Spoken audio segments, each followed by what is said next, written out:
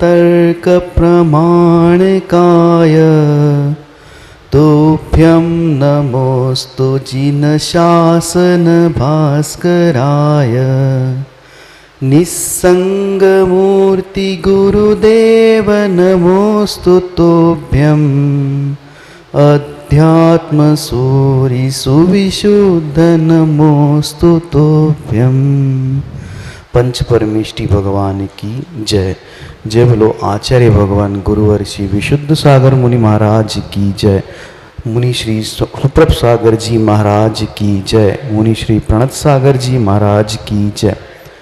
जय जिनेन्द्र बंधु, मैं आपका सम्यक समाधान इस कार्यक्रम में स्वागत करता हूँ।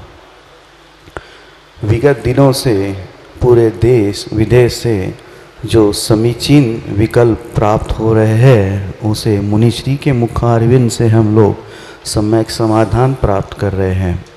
और इसी श्रृंखला को आगे बढ़ाते हुए मैं मुनिश्री प्रणत सागर जी महाराज के चरणों में बारंबार विनती करता हूँ कि आज के कार्यक्रम को गति प्रदान करते हुए संचालन को नमोस्तु महाराज जी, नमोस्तु महाराज जी, नमोस्तु। ओम नमः सिद्धेभ्य। पंच परमेष्टि भगवान की परम पूज्य आचार्य भगवंत गुरुवर विशुद्ध सागर जी मुनि महाराज जी की, परम पूज्य मुनि श्री सुप्रभ सागर जी महाराज जी की,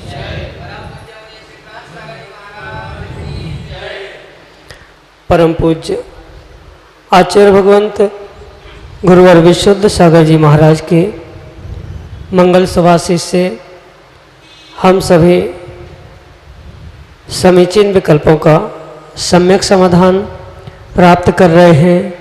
परम पूज्य मुनि श्री सुप्रभ सागर जी महाराज के मुखारविंद से और परम पूज्य मुनि श्री की ये महान अनुकंपा हम सभी को प्राप्त हुई और परम पूज्य मुनि श्री ने प्रच्छना नाम का स्वाध्याय जो सम्यक समाधान के रूप में प्रारंभ किया है, उससे देश विदेश के अनेकानेक स्वाध्यायी श्रावक श्राविकाएं वो अपना स्वाध्याय समझ रहे हैं और उनके अनेकानेक समीचीन विकल्प हमें यहाँ प्राप्त हो रहे हैं, जिनको यथा समय परम पूज्य मुनि श्री समाधान कर रहे हैं। प्रारंभ करते हैं आज का सम्यक समाधान। और आज का पहला विकल्प प्राप्त हुआ है इंदौर मध्य प्रदेश से डॉक्टर महेंद्र जैन, पंडित महेंद्र जैन मनोज, इंदौर मध्य प्रदेश। महाराज श्री के चरणों में बारंबार नमोस्तु निवेदित करते हुए अपना समीचीन विकल्प रख रहे हैं कि महाराज जी, जानकर की गई हिंसा में दोष लगता है, अनजाने में नहीं या अंश मात्र। तो जिन्हें त्याग नहीं कर पाना है उन्हें हम जबरदस्ती लाउड स्पीकर से बताते हैं कि रात्रि भोजन करने में मांस खाने के बराबर है। वे जानकर हिंसा करेंगे तो पाप के भागीदार होंगे। क्या उस दोष का भागीदार उपदेष्टा भी होगा? क्योंकि उसकी जिज्ञासा नहीं थी, फिर भी पाप, उसकी जिज्ञासा नहीं थी, पाप भी नहीं लग रहा था, उपदेष्टा ने बिना जिज्ञासा के बताकर पाप का भागीदार बनाया है उसको। हमारे समीचीन विकल्प का सम्यक समाधान करें। नमोस्तु महाराज जी, नमोस्तु। ओम नमः सिद्धम। परम पूज्य आचार्य भगवान गुरुवर विशुद्ध सागर जी महाराज जी की, परम पूज्य मुनि श्री सुप्रभ सागर जी महाराज जी की। तीव्र मंद ज्ञाताज्ञात भावाधिकरण वीर विशेषाभ्यास तद्विदेश। जो जिनवाणी के आगम के सूत्र है वह मात्र एक ही विषय पे लागू नहीं होते। वह सभी, जैसे गणित के सूत्र बहुत सारे गणितों में सूत्र एक होने पर भी लागू होते हैं, इसी प्रकार से ये आगम के सूत्र भी अपने जीवन में बहुत सारे स्थानों पर लागू हुआ करते। भले ही यह सूत्र दान के विषय में लिखा हो, पर जो तीव्र मंद ज्ञाता ज्ञात का विषय लिखा है वह सभी पुण्य और पाप सभी कार्यों में एक समान ही इस सूत्र को लगाया जा सकता है। जो आपने यह विकल्प रखा है, प्रश्न लिखा है कि अनजाने में किया गया पाप उसका दोष और जान के किया गया पाप उसका दोष, ज्ञात अज्ञात। जान के किए गए पापों का दोष आगम में विशेष कहा है, तीव्रता से किए गए पापों का दोष भी विशेषता से कहा है, अपेक्षाकृत जो मंद परिणामों से और अज्ञात भाव से किए गए दोषों की अपेक्षा से। पर यह बात जितनी सत्य है उतनी ही दूसरे उसके पहलू को भी हमें समझना बहुत आवश्यक। जो हिंसा के विषय में नहीं जानता था वह तदजन्य हिंसा के दोष से कम बच रहा था या बच रहा था, या जैसा भी आपका मंतव्य हो वह भले ही सत्य हो, पर अज्ञान दोष से वह दूषित था। बहुत अच्छे से पंडित जी हमें समझना होगा, ये मात्र आपका विकल्प हो सकता है, पर बहुत सारे युवाओं के भीतर भी आज यही प्रश्न और यही विकल्प आता है कि जानकर क्यों और अनजाने में क्यों नहीं। तो ये बात आपको समझनी होगी कि भले ही जब किसी व्यक्ति को उस हिंसा के विषय में, पाप के विषय में जानकारी नहीं थी और हिंसा कर रहा था तब भी उसे पाप लग रहा था, और जान के कर रहा है तब भी उसे विशेष पाप लगा। जो जानकर हिंसा कर रहा है उसे हिंसा का और जानने का, जान के करने का तो दोष लग ही रहा है, पर जो व्यक्ति, जो जीव अनजाने में गलती कर रहा है, भले ही उसे हिंसा का तदजन्य जानने का दोष नहीं लग रहा है या जान के करने का अधिक दोष नहीं लग रहा है, पर यह हिंसा होती है, इसके विषय में अगर उसका अज्ञान है तो अज्ञान जन्य दोष भी लगेगा। क्यों? क्योंकि आगम में जो मिथ्यात के भेद बताए हैं, विनय, अज्ञान आदि में जो अज्ञान मिथ्यात है, ये अज्ञान मिथ्यात का दोष है, और मिथ्यात का दोष हिंसा से पहले होगा, और वह अज्ञान मिथ्यात के दोष से वह दूषित होके ही रहेगा। दूसरी बात आपको यह भी समझनी होगी, जो अज्ञान रूपी मिथ्यात के दोष के साथ ग्रसित होने के साथ जो हिंसा का प्रकरण आचार्य भगवंत उमा स्वामी समझा रहे हैं, वहां उन्होंने स्पष्ट लिखा है, प्रमत्त योगात प्राण विप्रोपणम हिंसा। जहां प्रमाद है वहां पर हिंसा जरूर है, भले ही हमें प्रमाद के बारे में ज्ञात हो नहीं हो, पर फिर भी अगर प्राणों की विप्रोपणा हुई है, प्राणों को कहीं भी आघात पहुंचा है, तो परिपूर्ण रूप से हिंसा का जाने अनजाने में दोष हमें लगेगा। फिर आगे बढ़कर आपका यह भी विकल्प था कि सुनने की इच्छा ना होने पर भी कोई बलात् हमें हिंसा के बारे में, रात्रि भोजन के बारे में आदि के विषय में समझाना चाहता है, तो क्या उपदिष्टा को दोष लगेगा? अगर ऐसा सर्वथा हम मान के चलेंगे मनोज जी, तो भगवान की वाणी कभी भी खिर नहीं सकती। भगवान से कोई भी जिज्ञासा रखने के लिए नहीं जाता कि भगवान मुझे तत्वों का स्वरूप बताइए, मुझे इसके विषय में बताइए। हाँ, कोई अगर व्यक्ति पूछ रहा है तो उसके लिए तो विशेष रूप से बखान होगा ही, पर जो सामान्य रूप से दिव्य ध्वनि खिरती है वहाँ कोई जिज्ञासा रखने के लिए नहीं जाता, कोई पूछने के लिए नहीं जाता, वह तो समय समय पर अपने आप वह दिव्य ध्वनि खिरती है, वस्तु का स्वरूप खिरता है, और वहाँ अहिंसा रूपी धर्म का जब व्याख्यान होगा तो हिंसा, अहिंसा, प्रमाद आदि सभी दोषों का, पापों का व्याख्यान वहाँ नियम से वहाँ प्राप्त होगा ही होगा। इसलिए सर्वथा हम ऐसा नहीं कह सकते कि किसी उपदेष्टा ने वक्ता, सुनने वाले की इच्छा नहीं होने पर भी वस्तु का स्वरूप बताया है, हिंसा, पाप आदि की व्याख्या की है, तो जरूरी नहीं है उपदेष्टा को पाप या उपदेष्टा को दोष लगे।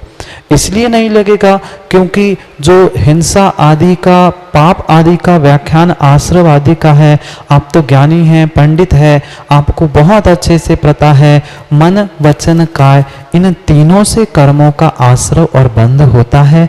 और मात्र कहने सुनने इससे नहीं, साथ साथ उस वक्ता का अभिप्राय क्या है यह भी समझकर ही हमें निर्णय करना परम आवश्यक है। इसलिए एकांत से हमारी यह कहना कदापि भी सत्य नहीं है कि उपदेष्टा को समझाने वाले को दोष लगेगा। अगर समझाने वाले को दोष लगेगा तो जिनवाणी जो पूर्वाचार्य लिख के गए, वहाँ जो हिंसा के विषय में, रात्रि भोजन आदि के विषय में उन्होंने जो कुछ भी व्याख्यान लिखा है, वहाँ तो कोई पूछने नहीं गया था, तो क्या ग्रंथ लिखने वाले को दोष लगा? क्या उनको जबरदस्ती आगम की व्याख्या करने का पाप लगा?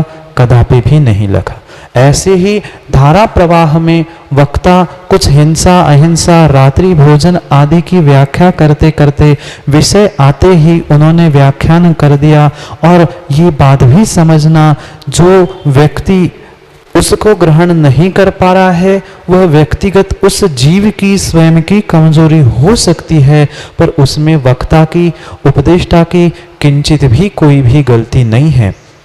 इसलिए नहीं है क्योंकि अहिंसा रूपी ही हमारा धर्म है, और अहिंसा रूपी धर्म के व्याख्यान करते हुए हिंसा कहाँ कहाँ किस कोटि से किस प्रकार से होती है यह समझना समझाना उस वक्ता का, उपदेष्टा का लक्षण हुआ करता है। अगर उपदेष्टा किसी के राग में आकर किसी को वह बात नहीं समझ में आ रही है, इसलिए ऐसा मानकर वस्तु स्वरूप का यथार्थ व्याख्यान नहीं करेगा, तो उसे नियम से उस अनिम्नों का, निम्नों का यानी छुपाने का दोष लगेगा। पर परम सत्य बात अगर वो कह रहा है, भले ही जो दवाई डॉक्टर देता है, किसी बालक को कड़वी दवाई खाने की शक्ति नहीं है, तो वह गलती डॉक्टर की नहीं है, उस बालक की और उस पेशेंट की है कि वह उस दवाई को, कड़वी औषधि को ग्रहण नहीं कर पा रहा है। ये जिनवाणी भी एक परम औषधि है, उसे ग्रहण करने वाले के शक्ति के, स्वयं के अनुभव सुनने वाले पर वह निर्भर करता है कि वह क्या करना चाहता है और क्या नहीं करना चाहता है, उसका आश्रव उसे कैसा हो रहा है। और उपदेष्टा के पाप की या कर्म के आश्रव की बात है तो वह उसके अभिप्राय से ही निश्चित होगी। वह पापों से बचाना चाहता है तो उसे पुण्य लगेगा। अगर जान के कहीं कटाक्ष करके किसी को इंगित करके किसी को परेशान करना चाहता है तो तज्जन्य उसे भी पाप लगेगा। पर सर्वथा उपदिष्टा दोषी नहीं है, सुनने वाला ग्रहण कर पाए नहीं कर पाए वह उसकी स्वयं की कमजोरी है। व्यक्ति स्वयं की कमजोरी को स्वीकार करे, निमित्तों को दोष देने से हम कभी भी संसार से छूटकर भगवत्ता को प्राप्त नहीं कर सकते। जो सत्य है, जो है सो है, उसे स्वीकार करना होगा। भले ही हम सीख जीवन में उतार पाए नहीं उतार पाए, पर सत्य बात को श्रद्धापूर्वक समझना ही होगा, क्योंकि दर्शन मोहिनी और चारित्र मोहिनी दो भिन्न भिन्न प्रकार के कर्म आगम में बताए हैं। अगर सत्य बात पर, आगम की व्याख्या पर हम श्रद्धा नहीं कर पा रहे हैं तो हमारे दर्शन मोहिनी का मिथ्यात्व का उदय है, अज्ञान भी मिथ्यात्व है। अज्ञान रूप मिथ्यात्व का दोष तो अनजाने में भी लग रहा है और जान के करोगे तो भी लग रहा है। इसलिए स्वयं अपने ज्ञान से, विवेक से, श्रद्धा से निर्णय करें कि हमें कैसा क्या काम करना है। यही आपके लिए संक्षिप्त सम्यक समाधान है। अगला विकल्प तत्वोन्मुखी वर्षा योग 2018 वाशिम महाराष्ट्र से प्रतीक चानेकर अपना समीचीन विकल्प महाराज श्री के समक्ष रख रहे हैं। नमोस्तु महाराज जी, नमोस्तु। माझा प्रश्न असा आहे की महाराजांच्या आहारामध्ये एक ग्रास देण्यामध्ये आणि पूर्ण आहार देण्यामध्ये किती पुण्य मिळतो? कारण बरेच लोक दुसऱ्यांच्या चौक्यामध्ये जाऊन एक ग्रास देऊन संतुष्ट होत नाही आणि स्वतःचे द्रव्य न घेता दुसऱ्यांच्या चौक्यामध्ये पुढे पुढे करतात आणि चौक्याला डिस्टर्ब करतात, तर त्या लोकांना पुण्याचा बंध होतो का? चांगला प्रश्न होता, पण उत्तर हिंदी में मिलेगा। जो आपने ये विकल्प रखा है अक्सर सभी चौकों में यही देखा जाता है। जो चौके वाला व्यक्ति होता है, जिसने शुद्ध भोजन बनाए होते हैं, चौका लगाया होता है, वह व्यक्ति तो डर के मारे पीछे पीछे रहता है, और जो बाहर से व्यक्ति पहुंचता है अक्सर वही आगे आगे कर कर पूरे चौके और चौके वालों को डिस्टर्ब कर देता। ये मात्र आपके महाराष्ट्र नहीं, भारत के कहीं भी प्रांत में पहुंचना, ये आज के लोगों की, बहुत सारे जीवों की ऐसी ही परिणति हो चुकी। तो आपका जो ये विकल्प था उनको पुण्य पाप के विषय में, पहली बात तो मैं ये कहना चाहता हूँ, जिस जीव ने अपने द्रव्य को हाथ में ना लिए हुए दूसरे के चौके में जाकर हमला बोल दिया है, दूसरे के चौके में पहुंचा है, वह कभी भी दान देने का पुण्य प्राप्त नहीं कर रहा। क्यों? क्योंकि दान स्वयं की ही वस्तु का होता है। स्वस्याति सर्गो दानव, स्वयं के लिए, स्वयं का द्रव्य दूसरे के अपने उपकार के लिए जो दिया जाता है उसका ही नाम दान कहलाता है। हम कोई भी व्यक्ति दूसरे के चौके में जाकर दूसरे की सामग्री उठाकर किसी मुनिराज के हाथ पर रख रहा है, पुण्य किसे लगेगा? द्रव्य जिसका खर्च हो रहा था, पुण्य तो वास्तविकता में उसी का था। जिस व्यक्ति के घर में चौका लगा था, शुद्ध भोजन बना था, परिपूर्ण रूप से उसी जीव को पुण्य मिलेगा, भले ही वह आहार दान दे पाए या ना दे पाए। दूसरी बात, जिस जीव ने वहां पहुंचकर मैं 1 ग्लास, 5 ग्लास, 10 ग्लास पूरा आहार दूंगा, अगर किसी भी प्रकार से उस जीव के निमित्त से किसी जीव के परिणाम बिगड़े हैं तो उसका तदजन्य उसे पाप भी आश्रवित होगा, पाप का भी बंध होगा। और रही बात जो पुण्य की थी, वास्तविकता में दूसरे के चौके में जाकर जो आपने किया था, अगर आपका अभिप्राय निरंतर आहार का है तब तक तो वह वैयावृत्ति की श्रेणी में आएगा। पर जो आपने जाकर इस महाराज को भी, उनको भी, इनको भी मैं पूरा दे दूंगा, ऐसा अगर मात्र दिखावे के लिए दिया है कि 1 ग्रास देना है, 10 ग्रास देने हैं कि पूरी देने हैं, कुछ जीवों की ऐसी भी परिणति हुआ करती है जो 1 ग्रास दे के नहीं मानते, 2 दे दिए, रोटी दी तो सब्जी भी देना है, दाल भी देना है, मीठा भी देना है, पानी भी देना है। विश्वास मानना, शांति पूर्वक 1-2 ग्रास भी दिए हैं तो भी उसे विशेष पुण्य मिलेगा, स्वयं का द्रव्य है तो।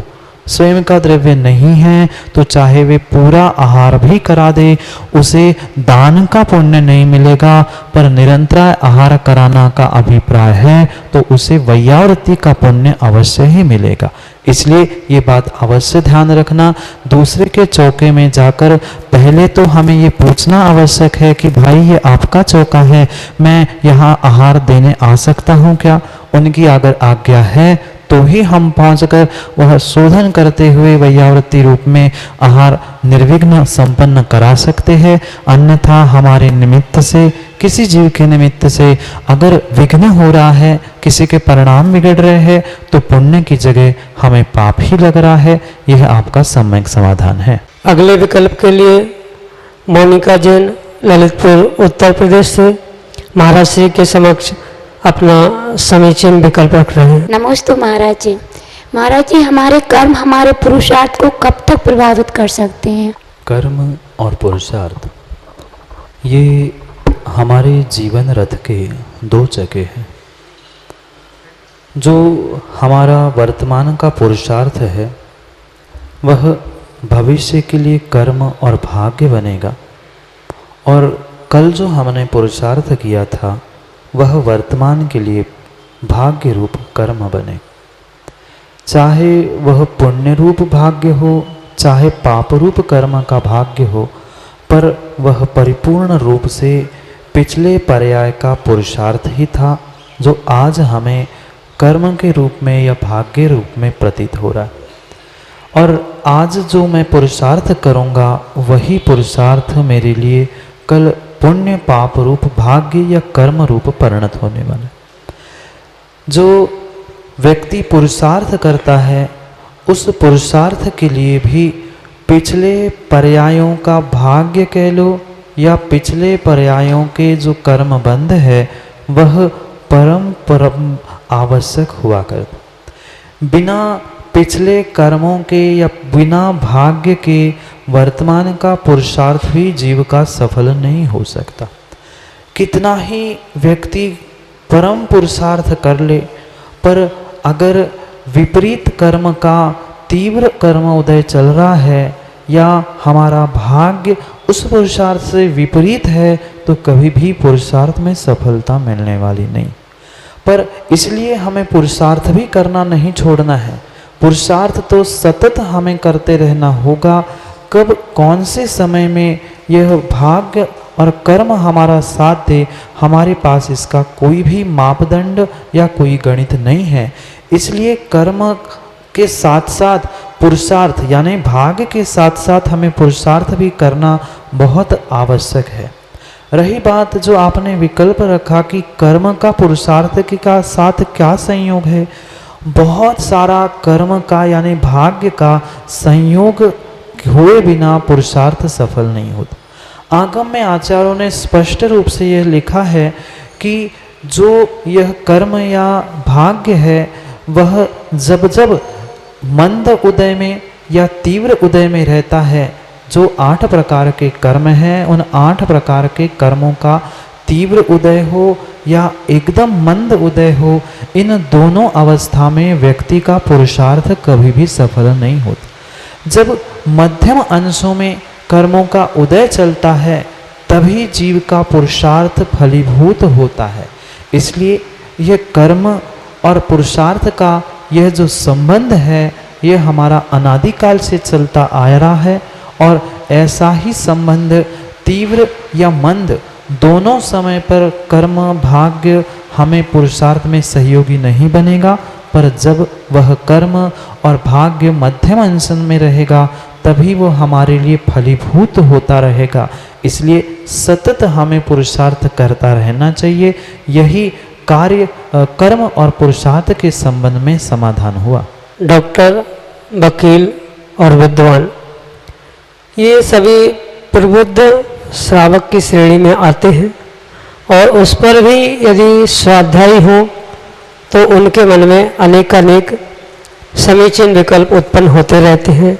ऐसे ही समीचीन विकल्प के साथ अगले विकल्प के लिए हमारे सामने हैं सादीलाल जैन, एडवोकेट, ललितपुर, उत्तर प्रदेश से। दोस्तों, हमारे मित्र का एक प्रश्न है कि अंडा शाकाहारी है या मांसाहारी है, क्योंकि अंडे को भक्ष या अभक्ष क्या रूप देंगे, इस संबंध में महाराज जी विस्तृत ज्ञान प्रदान करें। जो अंडे के बारे में आपने विकल्प रखा है, अधिकांश जीव आज इस विषय में भ्रमित है कि यह अंडा शाकाहारी है कि मांसाहारी। कुछ विशिष्ट समाज या संप्रदाय उसे मांसाहारी की कोटि में रखता है, जबकि वर्तमान में आज का विज्ञान कह दो, शासन कह दो, उसको शाकाहारी की कोटि में डालने के लिए पुरुषार्थरत। पर आगम के परिप्रेक्ष्य में देखा जाएगा और सत्यता का अगर बोध किया जाएगा तो वह अंडा जो है परिपूर्ण रूप से मांसाहार के ही कोटि में आएगा। उसके लिए बहुत सारे तर्क भी हमें समझने होंगे। इसलिए समझने होंगे क्योंकि वह जो अंडा उत्पन्न हुआ है, ऐसा भी वर्तमान में कुछ युवाओं के द्वारा और वैज्ञानिक संस्थाओं के द्वारा तर्क दिया जाता है कि ये अंडे 2 प्रकार के हुए करते हैं। जब वह मुर्गा मुर्गी प्रजनन के द्वारा उस अंडों को प्राप्त करते हैं, उसमें तो जीव होता है, पर मुर्गी का जो सामान्य अंडा देना एक स्वभाव होता है वह मांसाहारी नहीं होता, और वही अंडे बाजार में आते हैं और लोग भक्षण करते हैं। ऐसा आज के विज्ञान का और बहुत सारे लोगों का ऐसा ही अभिप्राय है। पर अगर आगम के परिप्रेक्ष्य में भी समझे और विज्ञान की अपेक्षा भी समझे, वह जो दूसरे प्रकार के अंडे कहते हैं जिसमें कोई मुर्गा मुर्गी का संबंध नहीं होता, उस अंडे में भी वह एक तरल पदार्थ को मानते हैं। मानते क्या है, उसमें भी एक तरल पदार्थ होता है, और वर्तमान का विज्ञान और वे जीव मानते हैं उसमें मात्र शक्ति है, जीव अभी नहीं आया। पर हमारा आगम यही कहता है जहाँ जहाँ योनिभूत स्थान है वहाँ वहाँ जीव, जहाँ योनिभूत यानी जीवों की उत्पत्ति भूत स्थान है, वह प्रत्येक उत्पत्ति भूत स्थान सचित है, और सचित वस्तुओं का अगर वैसा ही प्रयोग कर रहे हैं तो वहाँ परिपूर्ण रूप से वह अभक्ष्य की ही कोटि में आएगा। इसलिए चाहे जिस प्रकार के नाम से उन अंडों को पुकार लेना, क्योंकि आज उसका बहुत सारा व्यापार बढ़ चुका है, वह परिपूर्ण रूप से हिंसक ही है और उसका सेवन करना भी हिंसक ही है। भले ही प्रजनन जन्य क्रिया उनने नहीं भी की हो, साक्षात जीव पहुंचा भी नहीं हो, पर उस अंडे में जो तरल द्रव्य था उसमें जीव उत्पन्न करने की शक्ति होने से वह भी मांसाहार की ही कोटि में आएगा, हिंसक पदार्थ ही है, इसलिए वह कभी भी भक्ष्य नहीं हो सकता। जैसे मनुष्य के भी विषय में हम समझते हैं कि एक समय में जो उस स्पर्शनेन्द्रिय जन्य विषय का भोग भोगते समय जो 9 कोटि जीवों की हिंसा होती है, भले ही वहाँ कोई साक्षात जीव उन द्रव्यों में नहीं थे, पर वहाँ दीव आने की संभावना होती है, और साथ साथ अन्य त्रस जीवों की भी वहाँ हिंसा, समूर्छन जीवों की हिंसा हुई होती है। इसलिए वह जैसे पाप है, ऐसे ही उन दूसरे प्रकार के अंडों को भी खाना परिपूर्ण रूप से दोषपूर्ण और अभक्ष्य की ही कोटि में आएगा। आगम और आचार्य मुनिराज कभी भी उस बात की पुष्टि कर कर उसे शाकाहारी की कोटि में ले ही नहीं सकते। वह भले ही कैसे ही उसमें जीव नहीं भी उत्पन्न हुआ हो, योनिभूत होने से, उसमें जीव उत्पन्न होने की शक्ति होने से उसको कभी भी भक्ष्य भोजन जैसे जीव सेवन नहीं कर सकता। यही आपके लिए सम्यक समाधान है। नमोस्तु महाराज जी, नमोस्तु नमोस्तु। अभी आप सब लोग सम्यक समाधान देख रहे थे, समीचीन विकल्पों का सम्यक समाधान। मैं आप सभी को एक रिक्वेस्ट करना चाहता हूँ, आप YouTube चैनल सुप्रभ उवाच पे जाके लाइक, शेयर और सब्सक्राइब जरूर कीजिए, और बेल आइकन को दबाना ना भूलें, जिससे कि आपको नोटिफिकेशन मिलता रहेगा। नीचे कार्यक्रम के द्वारा नीचे पट्टी पे व्हाट्सएप के नंबर्स चल रहे हैं, हमारा ईमेल आईडी भी चल रहा है, आप उसके माध्यम से अपना समीचीन विकल्प हमें भेज सकते हैं। मैं आपको एक बार फिर से नंबर दोहराता हूँ, 8707548811। एक अन्य नंबर भी है 74153064441। मैं आप सभी को ईमेल आईडी भी बताना चाहता हूँ। ईमेल आईडी है samyak.samadhan@gmail.com।